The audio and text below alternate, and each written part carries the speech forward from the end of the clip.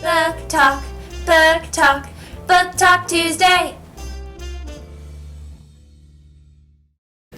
This week is Alaska Book Week, so we're going to celebrate by talking about some great Alaska books for young adults.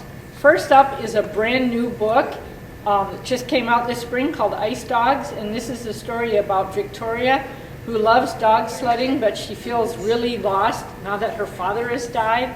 However, she really does get lost when a freak snowstorm comes up, and then she finds another injured sledder, and she has to get both of them back to safety. Then we have Amazing Grace, which is a story about Grace, who is a world-famous tennis star, probably one of the most famous teenagers in the world, and she can't take the pressure anymore.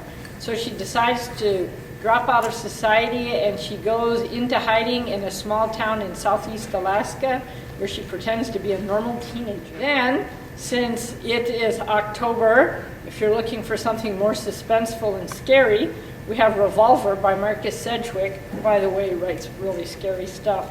And this is set right after the gold rush outside of Nome, Alaska, and it's a story about a boy. He's in the cabin with his dad, and his dad falls through the ice and freezes to death.